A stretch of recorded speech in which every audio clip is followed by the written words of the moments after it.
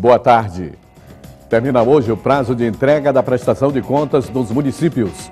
Maranhão registra queda dos casos de dengue em 2013. Defesa Civil anuncia o aumento de áreas de riscos em São Luís.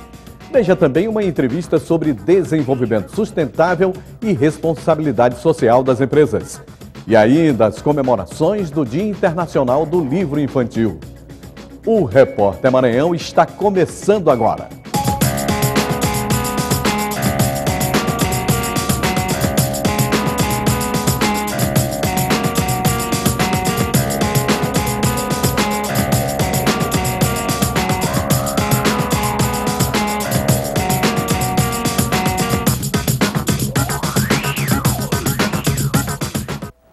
O Tribunal de Contas do Estado registrou até agora cerca de 170 protocolos de prestações de contas de gestores públicos.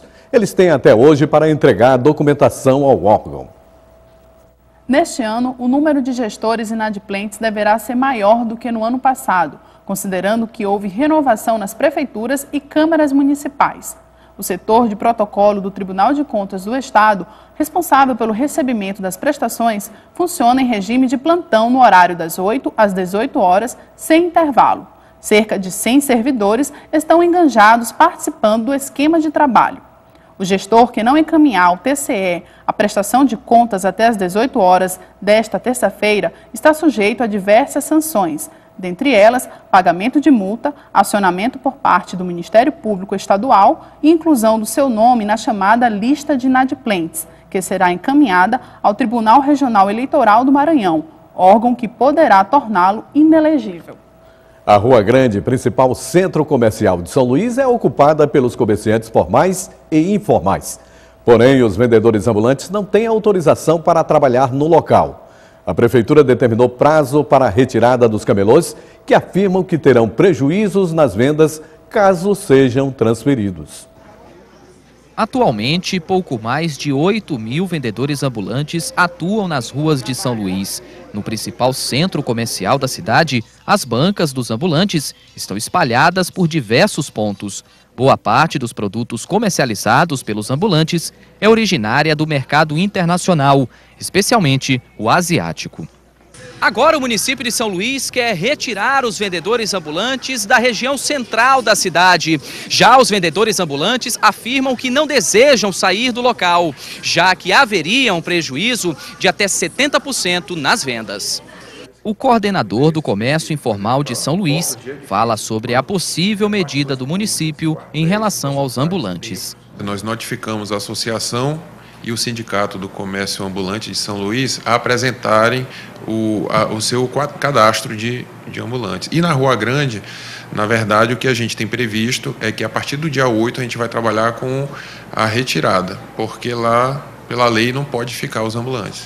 Diante da possibilidade de serem retirados, alguns vendedores ambulantes temem até mesmo falar sobre o assunto. O senhor já está começando aí mais um dia de venda. Queria que o senhor falasse, por gentileza, o senhor que é vendedor ambulante há muito tempo, defende essa categoria, o quão é difícil trabalhar aqui no local e que muita gente quer retirar vocês. É complicado trabalhar assim, né? Cara, vem de um feriado grande agora, é difícil. Já tentaram retirar o senhor daqui? Não. Não quero falar nada. Me falei só sobre a dificuldade que é trabalhar no local, que toda hora tentam retirar vocês. Nada não. Não. Por que vocês não querem falar? Não, eu não quero falar nada não. Por quê? Tem medo de acontecer alguma coisa? Não. Já os que aceitam falar dizem que o meio de trabalho significa um único ganho de renda. Daqui é que a gente sobrevive. No dia a dia, para levar o dinheiro para sustentar a família, né? É daqui que a gente ganha o nosso pão, nossa família, todo dia, né? Aí a gente fica com essa dúvida, é complicado demais sim pra gente. Já tentaram retirar o senhor daqui? Por enquanto não, mas a tendência deles é essa, é tirar a gente. Eu acho que deve haver o bom senso. Nós estamos aqui para colaborar. As famílias que financiaram a compra da casa própria por meio do programa Minha Vida, Minha Casa, Minha Vida, tem agora um canal para reclamar dos problemas de edificação dos imóveis. As queixas podem ser feitas a qualquer hora pelo 0800 721 6268. A Caixa Econômica acionará a construtora responsável pelo imóvel, que terá 5 dias para resolver o problema. Caso contrário, a construtora ficará impedida de trabalhar pela instituição e passará a integrar um cadastro restritivo. As barreiras eletrônicas instaladas nas ruas e avenidas de São Luís voltaram a funcionar em fevereiro. De lá para cá, mais de 10 mil infrações foram registradas. Os dados são do Departamento Estadual de Trânsito. Existem 15 aparelhos espalhados pela cidade em 9 vias da capital maranhense. Os equipamentos estavam desativados desde dezembro do ano passado. A velocidade máxima permitida é de 40 km por hora e os motoristas já estavam desacostumados com as cobranças por excesso de velocidade. Agora terão que redobrar a atenção para se livrar das multas que variam de R$ 85 a R$ 574,72 e perda de até 7 pontos na carteira. A Vigilância Epidemiológica do Estado tem intensificado o monitoramento de casos suspeitos de dengue no Maranhão. Os dados apontam que houve redução no número de casos. Em São Luís, as ações estão sendo intensificadas para evitar a doença. Vamos falar com o repórter Tiago Bastos, que tem mais informações sobre esse assunto de dengue, né, Rô? Pois é, Edmilson. Boa tarde a você, boa tarde a todos. Bem, a redução no Maranhão de casos de dengue corresponde a 1.385 casos a menos, se comparado com os índices escolhidos no ano passado. Para saber como é que anda a situação do combate à dengue aqui em São Luís, nós vamos conversar agora com o coordenador do programa de combate à dengue na capital maranhense, o senhor Pedro Tavares. Boa tarde, doutor Pedro. Boa tarde. Queria que o senhor falasse, por gentileza, como é que está sendo o trabalho de monitoramento de combate à doença aqui em São Luís. Olha, boa tarde a todos. O programa da dengue de São Luís, ele tem sido um modelo para o estado do Maranhão. Nós temos efetuado todas as ações que são normas do programa nacional, desde uma rotina do agente de saúde, a nebulização espacial, que é o carro fumacê, inspeção e tratamento de ponto estratégico, e também um trabalho muito forte e grandioso de educação e saúde. Agora, o senhor estava falando também, a gente estava falando agora há pouco, a respeito do aumento no índice de chuvas aqui na cidade, né? Muita água acumulada em algumas casas propicia a propagação do mosquito transmissor da dengue. O que o senhor poderia falar para essas pessoas que estão nos assistindo nesse momento? Bem, realmente esse período é preocupante, né? Aí nós temos as chuvas acontecendo e temos uma grande preocupação em cima, principalmente de quintais, lajes, calhas, terrenos baldios, esses locais onde são espaços abertos e que podem perfeitamente ter depósitos artificiais que possam criar os mosquitos Aedes aegypti e naturalmente aumentar a infestação do mosquito em nossa cidade. Então nós temos um trabalho muito intensificado em cima dessas áreas e precisamos cada vez mais do apoio, da colaboração e do incentivo da população de trabalhar conjuntamente conosco, com a Prefeitura de São Luís, para que se possa eliminar ao máximo a oferta de criadores desse mosquito em nossa cidade. Eu até já iria perguntá-lo a respeito sobre isso. As pessoas colaboram, muita gente ainda teme receber as visitas dos agentes de saúde. As pessoas estão colaborando com o trabalho de vocês? Olha, com certeza nós estamos trabalhando fortemente com a nossa equipe de educação e saúde, em escolas, em comunidades, de uma maneira geral, pedindo o apoio da população para que ela realmente colabore com a Prefeitura de São Luís. Ok, muito obrigado pelas informações.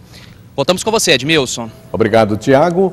E veja no próximo bloco, presidenta Dilma Rousseff cria a Secretaria de Micro e Pequenas Empresas. E veja também uma entrevista sobre sustentabilidade e responsabilidade social das empresas. É logo após o intervalo. Aí você vê imagens da Capela de São Pedro, no bairro da Madre Deus. Agora são 12h07.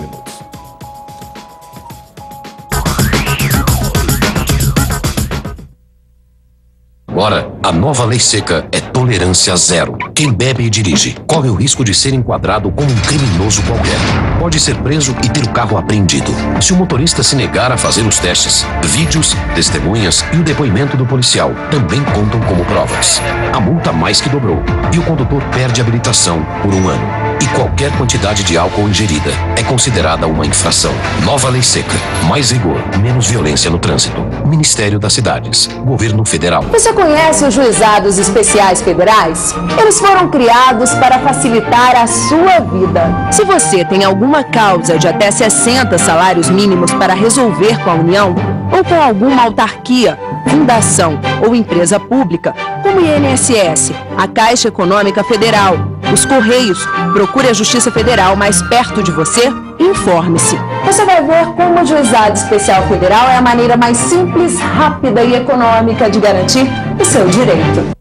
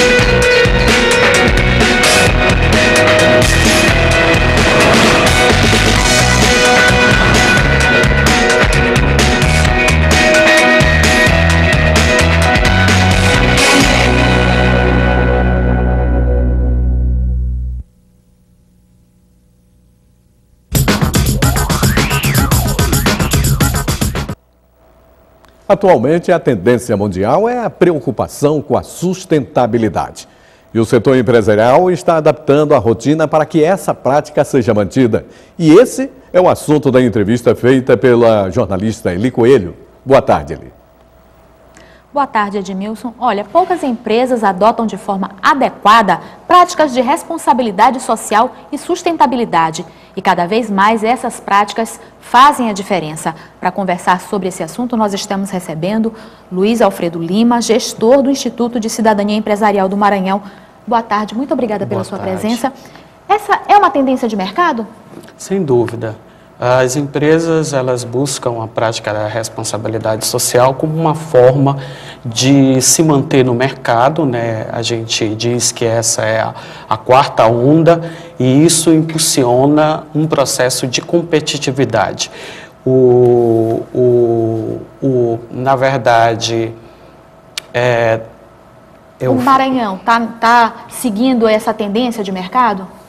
O Maranhão vem seguindo essa tendência, né? O Instituto ele chegou aqui no Maranhão em 2001, mas se a gente pensa no histórico da responsabilidade social, que inicia no início da década de 90, o Maranhão ainda está engatinhando, né? E se a gente compara isso ao sul e sudeste do país. Isso quando a gente fala num todo. As empresas, elas também estão preocupadas para fazer essa diferença no mercado? Sem dúvida. Hoje o Instituto tem uma rede de 77 empresas que buscam adotar a prática da responsabilidade social, porque elas entendem que ao fazer o seu negócio tem um impacto, e esse impacto tem que ser minimizado, não pode comprometer as futuras gerações. Isso, então, ela busca de uma forma a mitigar o seu impacto com práticas, né, socialmente responsáveis. Pois é, quando a gente fala de responsabilidade social, na prática, o que significa? O que pode ser mostrado como sustentabilidade, como responsabilidade social? Então, sustentabilidade é um conceito mais amplo, né? É toda a interação do ser humano com os recursos naturais de forma a não comprometer as futuras gerações. A responsabilidade social ela é uma parte da sustentabilidade, né? E quando a gente fala de responsabilidade social, empresarial ou corporativa, a gente está falando de práticas que as empresas mantêm com toda a sua rede de relacionamento, seja a comunidade, seja o seu fornecedor, seja o consumidor, para que ela possa ter práticas responsáveis junto àquilo que a gente chama a sua cadeia, o seu stakeholder. Os funcionários, eles também têm que ser reeducados para essa nova realidade. Como é que você vê essa tendência também de trazer para dentro de casa, no caso das empresas, essa conscientização? Essa é uma lição para as nossas empresas que a gente sempre fala que antes de começar a fazer qualquer ação de responsabilidade social, é preciso arrumar a casa, né? Precisa arrumar a casa e ver se de fato o seu funcionário está envolvido nas questões da responsabilidade social que a sua empresa está falando para fora. Então, a gente trabalha muito fortemente a formação de comitês de voluntário corporativo, né, do voluntariado corporativo, como uma prática de envolver os funcionários, né, porque a gente entende que uma empresa que envolve o seu funcionário, ele tem satisfação de participar das ações de forma voluntária, de forma tranquila, sem imposição, né, de uma gerência. E para quem está recebendo essa empresa, no caso, os consumidores diretos ou indiretos, isso também faz a diferença? Olhar que aquela empresa tem esse tipo de postura? Sem sombra de dúvida. O consumidor, ele cada vez mais está ficando exigente. Buscando empresas que, de fato, possam ter uma prática social, né, não só gerando recurso ou tendo um bom produto no mercado, mas tendo práticas que não impactem no meio ambiente e que ela contribua de forma concreta para o social, para o educacional, né? E aí o consumidor, né, e a gente tem avaliado isso por meio de pesquisa feito por instituto que acompanham a percepção do consumidor, de que ele busca sempre consumir produtos de empresas socialmente responsáveis. Agora, o ICE vai iniciar uma oficina, né? Vai oferecer uma oficina. O que vai acontecer nessa oficina? Qual é a importância dela? Então, o ICE, na verdade, tem uma prática que a gente chama Educação para a Sustentabilidade dessa nossa rede de empresas associadas. Então, a gente inaugura com essa oficina várias outras ações que a gente vai ter durante um ano de formação e capacitação de gestores empresariais. Então, essa oficina ela é voltada para essa rede de empresas associadas que busca fomentar a responsabilidade social, instrumentalizando as empresas para que elas possam cada vez mais qualificar os seus projetos, as suas práticas de responsabilidade social, voluntariado corporativo, seus projetos de investimento social privado nas comunidades. Ok. Luiz Alfredo Lima, gestor do Instituto Cidadania Empresarial do Maranhão, muito obrigada pelos seus esclarecimentos. Obrigado também. Edmilson, voltamos com você. Obrigado, Eli. E a presidenta Dilma Rousseff sancionou sem vetos a lei que cria a Secretaria de Micro e Pequenas Empresas. Vamos voltar a falar com Tiago Bastos, que tem mais informações sobre esse assunto. É com você, Tiago.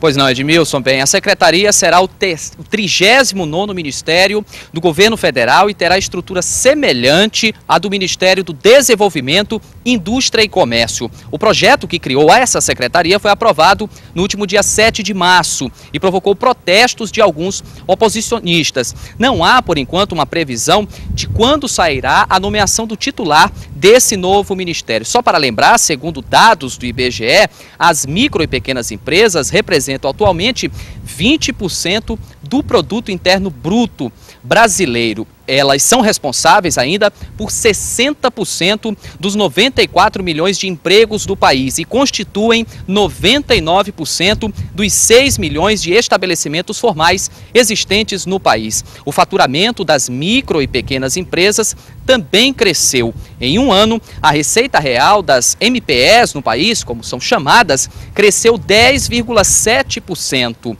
O IBGE também informou que a maior parte das micro e pequenas empresas está localizada na região sudeste do país. Voltamos com você, Edmilson. Obrigado, Tiago. E o sol apareceu hoje com muitas nuvens. A previsão é de chuva no decorrer do dia. Veja o que diz a meteorologia para o estado.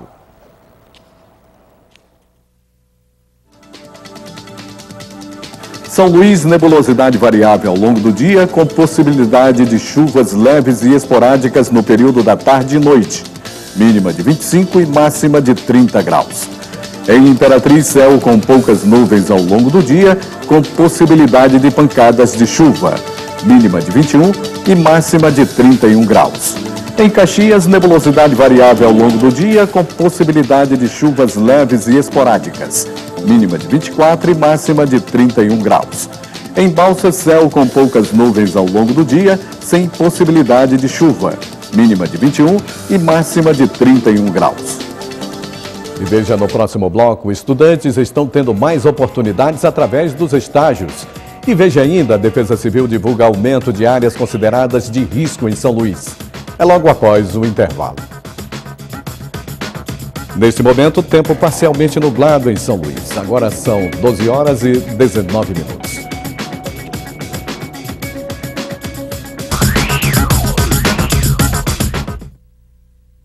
Uma comunidade que ajudou a indústria de Belo Horizonte. Eu acho que quando a gente vai parar num lugar, a gente tem que dar prioridade para quem viveu ali. Não é as coisas que mudam, não. O povo é que muda. E hoje convive com a realidade das enchentes. A gente fica só pedindo a Deus para ela diminuir, para baixar. Rede Jovem de Cidadania, nesta segunda, 5h30 da tarde.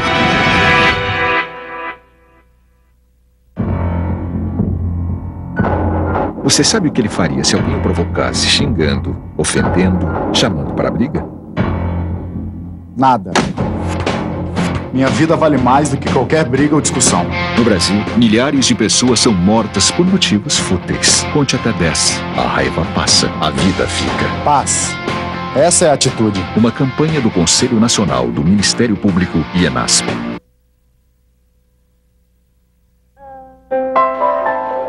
A gente resolveu enxergar o lixo que tem dentro da escola e de que forma que a gente ia poder mostrar para eles que realmente isso tudo dá para transformar. A gente trazendo a compostagem, a gente entendeu que era um sistema bem fácil, que é a reutilização do lixo. Tem que diminuir as cascas e joga nessa mistura que já está lá com a terra, com a minhoca. E dali um tempo dá para você peneirar e o que sai você já tem uma terra nutritiva pronta para qualquer plantio. Eu acho mais importante que tirando as cascas do lixo a gente melhora a terra e o planeta. A gente tem uma horta aqui na casa, bastante coisa do que a gente come é retirado daqui.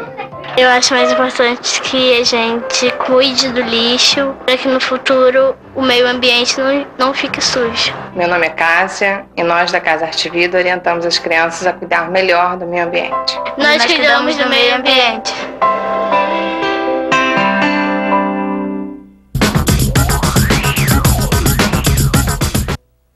Em todo o Brasil foi registrado um aumento na oferta de estágio nas empresas particulares. Mas os especialistas alertam. Os empresários estão mais exigentes e querem que os selecionados estejam bem qualificados para o cargo. Nabiara tem apenas 20 anos de idade. Jovem universitária, ela conseguiu algo não muito comum e já possui 2 experiências de estágio na carreira. O estágio que eu faço, ele me ajuda muito com uma experiências, conheço novas pessoas, conheço fazer várias funções, tanto em RH, pelo que eu acho que eu vou entrar agora em gestão pessoal. Então é ótimo.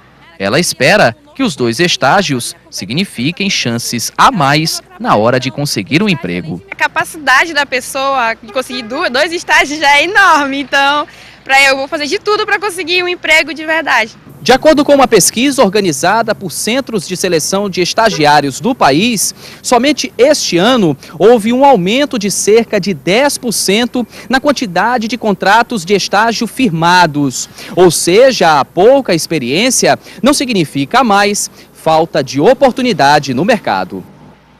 Empresas de médio e até mesmo de grande porte estão selecionando jovens ainda nos primeiros períodos do ensino superior.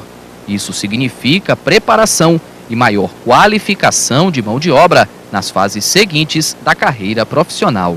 As empresas hoje exigem, além realmente a dedicação ao curso que escolheram, né, seja administrador, um advogado, um futuro contabilista, exigem também os cursos de formação continuada, como o inglês básico ou outras línguas, o pacote Office mínimo, curso de AutoCAD, enfim, cursos que agreguem valor. Procuram já aqueles estudantes que estão em sala de aula, mas que já estão pensando como profissionais, procurando já se profissionalizar através de cursos complementares.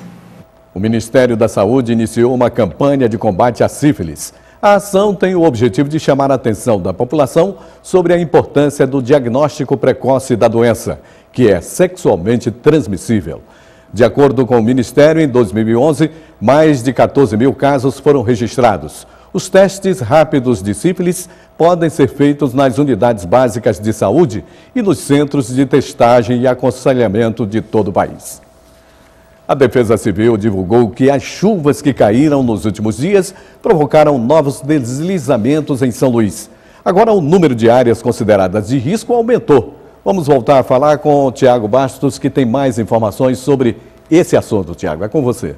Bem, Edmilson, os técnicos da Defesa Civil de São Luís foram até a Vila dos Frades, que é um dos locais mais afetados pela chuva do último final de semana aqui na capital maranhense. No local, a força da água provocou diversos deslizamentos. Os agentes da Defesa Civil mapearam toda a área. Só no último domingo choveu 66 milímetros em São Luís, quase a metade do que foi previsto para todo o último mês de março. A situação pode piorar, segundo os meteorologistas, já que são esperadas novas chuvas nessa primeira quinzena de abril. Lembrando que São Luís apresenta agora 66 áreas consideradas de risco pela Defesa Civil Municipal, que também alerta que as pessoas que tenham moradias próximas a barreiras ou a precipícios que saiam imediatamente das suas casas. Voltamos com você, Edmilson. Obrigado, Tiago.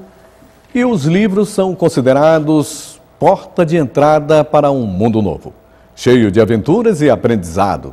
E hoje esse mundo encantado é comemorado por crianças de todas as idades. No Dia Internacional do Livro Infantil, os pequenos são incentivados a ter um contato maior com a leitura que encanta gerações. Ele passava horas lendo. Palavra por palavra, esses pequeninos vão construindo contos de fadas, histórias de bandidos, bruxas e mocinhos. Um mundo de fantasia que fica impregnado na memória, mesmo quando crescemos e viramos adultos. E são essas histórias que encantam a criançada, que despertam o interesse dessa turma pela leitura. A minha avó, ela me deu uma historinha. E papai contou, e aí, quando no final da história eu dormi. Então é muito bom escutar historinhas. Não é difícil perceber o fascínio que a literatura infantil desperta na garotada. Ao ouvir as histórias, os olhos brilham e a turma fica atenta. Os livros, que fazem parte do imaginário das crianças, são mais que ferramentas lúdicas. São instrumentos de formação de cidadãos e, por isso, ganharam uma data toda especial no calendário. Neste 2 de abril é comemorado o Dia Internacional do Livro Infantil. O Dia Mundial do Livro Infantil foi criado em homenagem ao escritor dinamarquês Hans Christian Andersen, precursor do gênero e autor de clássicos como Soldadinho de Chumbo, A Pequena Sereia e O Patinho Feio. Mas o mês de abril é ainda mais especial para a literatura infanto-juvenil, porque também neste mês que é comemorado o Dia Nacional do Livro Infantil, em homenagem ao aniversário do escritor Monteiro Lobato. Essas datas, elas são importantíssimas. O livro, a gente trabalha o ano todo, mas no mês de abril, devido a essa homenagem feita a Hans Christian Andersen, que é o precursor da literatura infanto-juvenil no mundo, né? E Monteiro Lobato, que é o precursor também, podemos dizer assim, da literatura infanto-juvenil no Brasil. Então é muito importante a gente estar fazendo mediação de leitura, atividade de leitura, porque essa aproximação com o livro é um papel muito importante para estar sendo desenvolvido dentro das bibliotecas, dentro das escolas, e o mês de abril é um mês maravilhoso para estar fazendo isso. E o galinho Garnicé pulou, voou para a cerca e cantou, com a garganta toda amanteigada, a plenos pulmões. Cococoricó! Como é que faz? Cococoricó! E o Repórter Maranhão fica por aqui. Uma boa tarde e até amanhã.